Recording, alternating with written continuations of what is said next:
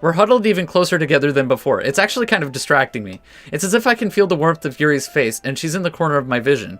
Are you ready? Hey guys, Kudari Ghost here, and welcome to Doki Doki Fallen Angel. This is a demo, and it has 5 days, so it's a long demo. So I'd assume it'll just add on to this once it's done. So yeah, this is a Yuri Mod. So yeah, Ku, wake up! I shake myself awake. Huh? Upon opening my eyes, the image of Sayori fills my view. Oh, what a lovely image. Sayori must have come into the classroom while I was spacing out. I look around and realize I'm the only one left in the classroom. I thought I'd catch you coming out of the classroom, but I saw you just sitting here and spacing out, so I came in. Honestly, you're even worse than me sometimes. I'm impressed. You don't need to wait up for me if it's going to make you late to your own club. Sayori is the vice president of the literature club, which we know. Not that I was ever aware that she had any interest in literature. In fact, I'm 99% sure she only did it because she thought it would be fun to start a new club. Since she was the first one to show interest after the one who proposed the club, she inherited the title vice president. That said, my interest in literature is guaranteed to be even less. Sayori grabs my wrist and yanks me out of the chair.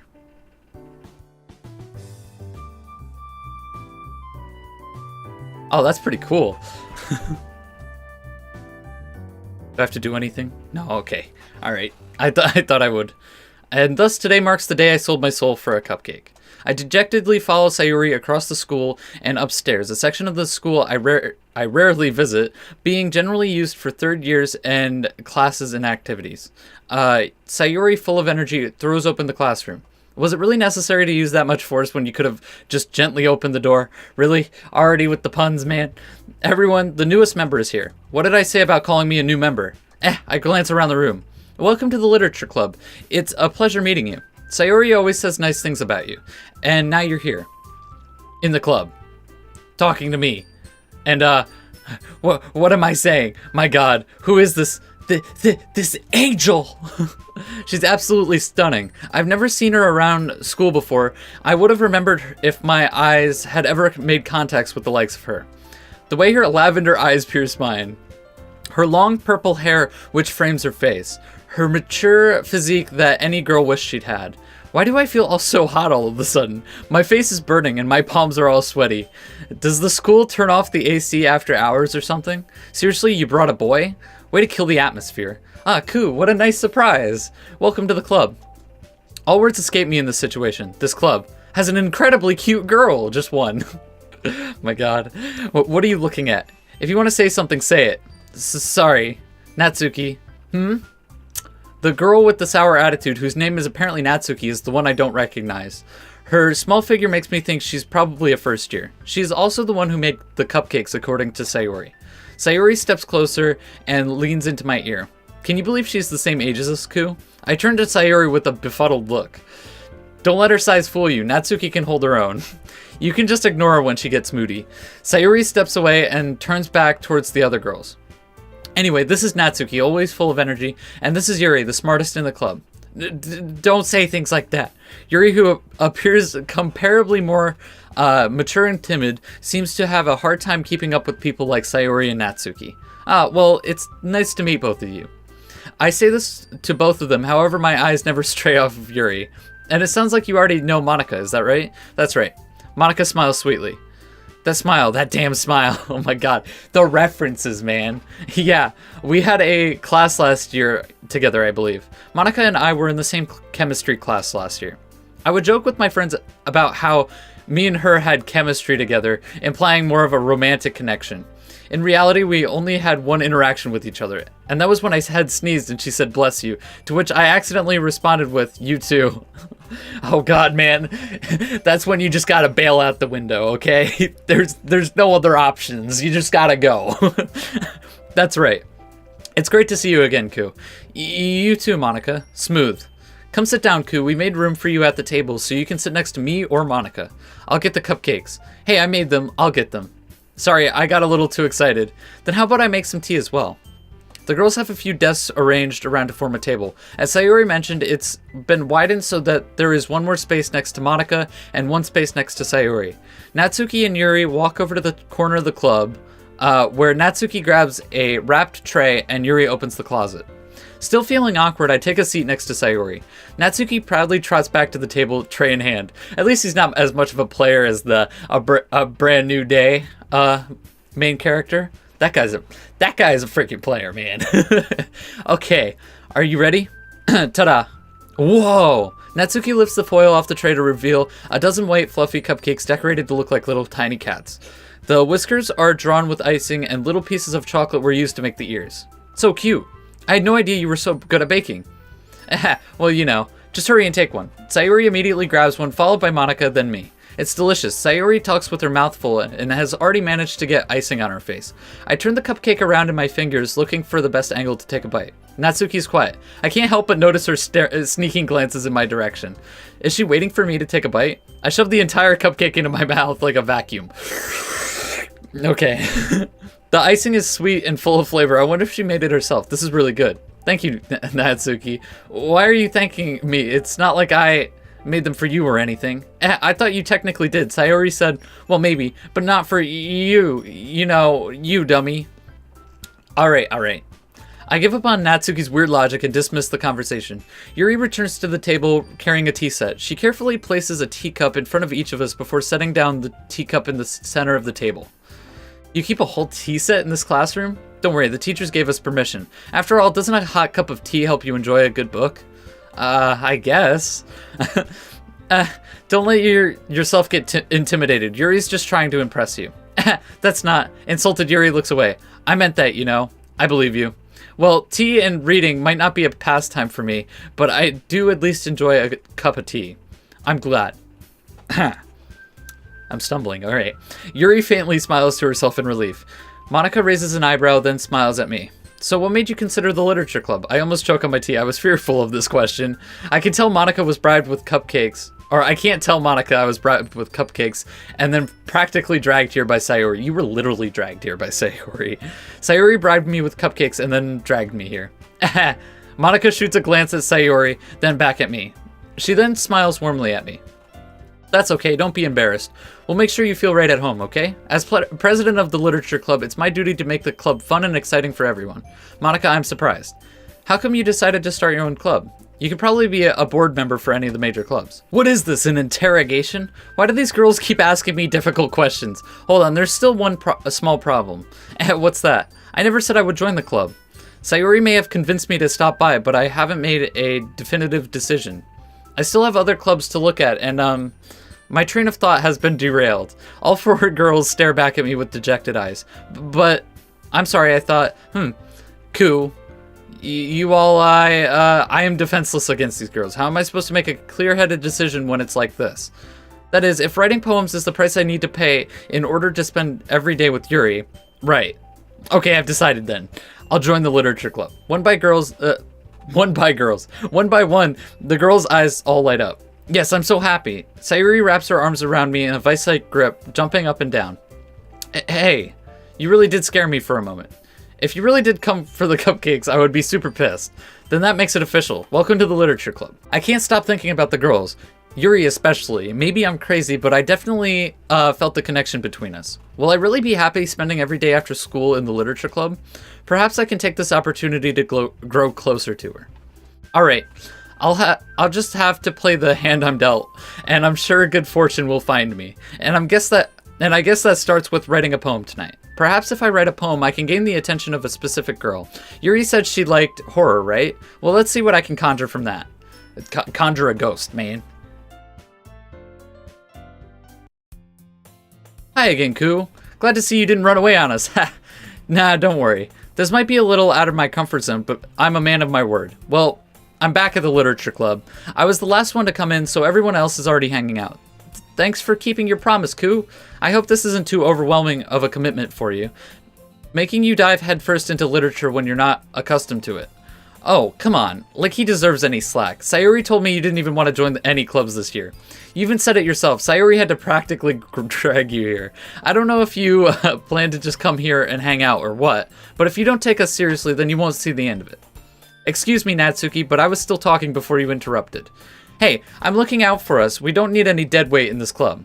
Natsuki, you certainly have a big mouth for someone who keeps her manga collection in the club room. Natsuki finds herself stuck between saying Monica and manga. Manga is literature.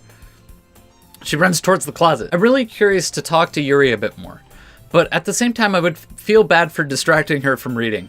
I catch a glimpse of the cover of her book. It looks like the same book that she lent to me. More than that, she seems to be on the first few pages. Uh-oh. I think she noticed me staring at her. She sneaks another glance at me, and our eyes meet for a split second. But that only makes her hide her face deeper in her book. Sorry, I was just spacing out. I mutter this, sensing I made her uncomfortable. Oh, it's fine. If I was focused, then I probably wouldn't have noticed in the first place. But I'm just rereading a bit of this, so... That's the book you gave me, right? Mm-hmm. I wanted to reread some of it. Not for any particular reason. Just curious, how come you have 2 copies of the same book? Well, when I stopped at the bookstore yesterday... that's not what I meant. I mean, I just happened to buy 2 of them. I see. I look at Yuri quizzically. There's something fairly obvious here that she isn't telling me, but I decide to let it go. I'll definitely start reading it soon. I'm glad to hear. Once it starts to pick up, you might have a hard time putting it down. It's a very engaging and relatable story. Is that so? What's it about, anyway? Well, Yuri closes the book and scans her eyes over the back. The book is titled Infinite Isolation. The cover shows a shadowy figure sitting in what appears to be a jail cell. Through the barred windows of the cell wall is a single cherry blossom. Alright, I just wanted to make sure I don't accidentally give anything away. Basically, it's about a woman and her husband who are imprisoned in a human experimentation camp. They plan to escape the camp, but unfortunately their plans are discovered. As punishment, the wife is forced to watch them hang her husband from a tree and then spend the rest of her days in solitary confinement. Oh, the rest of the story is about her dive into total insanity after the traumatic events. Yeah, very relatable. That's kind of dark, isn't it? Yuri made it sound like it was going to be a nice story, so that dark turn came from nowhere. Yuri gently giggles all of a sudden. Are you not a fan of that sort of thing, Ku? No, it's not that. I mean, I can definitely enjoy those kinds of stories, so don't worry. I hope so. Yeah, I totally forget that Yuri is into these things. She's so shy and reclusive on the outside, but her mind seems to be completely different.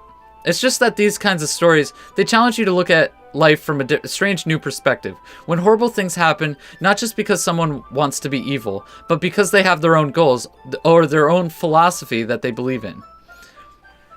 Relatable to Doki Doki? Yes. Then suddenly when you thought you related to the protagonist, they're made out to be the naive one for letting their one-sided morals interfere with the villain's plans. I'm rambling, aren't I? Not again. I'm sorry. Hey, don't apologize. I haven't lost any interest in it at all. Well, I guess it's alright then. But I feel like I should let you know that I have this problem. When I let things like books and writings fill my thoughts, I kind of forget to pay attention to other people. So I'm sorry if I end up saying something strange. And please stop me if I start talking too much. I really don't think you need to worry. That just means you're passionate about reading. The least I can do is listen. It's a literature club after all. That's true. Yuri seems to relax a bit now. In fact, I might as well get started reading it, right? You don't have to. What are you saying? Just a moment ago, you were looking forward to it. Let me just go grab the book. I quickly retrieved the book that I had put into my bag. Alright, is it fine if I sit here? I slip into the seat next to Yuri. Well, yeah. Are you sure? You seem a little apprehensive. I'm sorry. It's not that I don't want you to. It's just something that I'm not very used to. That is, reading in company with someone. I see. Well, just tell me if I end up distracting you or anything. Alright. I open the book and start the prologue. I soon understand what Yuri means about reading in company. It's as if I can feel her presence over my shoulder as I read. It's not particularly bad either. Maybe a little distracting, but the feeling is somewhat comforting. Yuri's in the corner of my eye. I realize that she's not actually looking at her own book. I glance over. It looks like she's reading from my book instead. Sorry. I was just... Yuri, you're apologizing a lot. You apologize a lot, don't you? I do? I don't really mean to. Sorry. I mean... Here, this should work, right? I slide my desk until it's up against Yuri's, then hold my book more between the two of us. I'm struggling, man. It's my bad. I suppose so. Yuri timidly closes her own copy. Once we each lean in a little bit, our shoulders are almost touching. It feels like my left arm is in the way, so I instead use my right hand to hold the book open. I guess that makes it kind of difficult to turn the page. Here. Aw. Yuri takes her left arm and holds the left side of the book between her thumb and forefinger. I do the same with my right arm on the right side of the book. That way I can turn the page and Yuri slides it under her thumb after it flips to the side. But in holding it like this, we're huddled even closer together than before. It's actually kind of distracting me. It's as if I can feel the warmth of Yuri's face, and she's in the corner of my vision. Are you ready? To turn the page. Sorry. I think I got a bit distracted for a second. I glance over at Yuri's face again, and our eyes meet. Aw. This is cute. I couldn't keep up with Yuri even in normal conditions. In our current position, I'm having an even harder time focusing. That's okay. You're not as used to reading, right? I don't mind being patient if it takes you a bit longer. It's probably the least I can do. Since you've been so patient with me. Yeah. Thanks. I hope Yuri doesn't think I'm illiterate or something. Guys, please don't think I'm illiterate.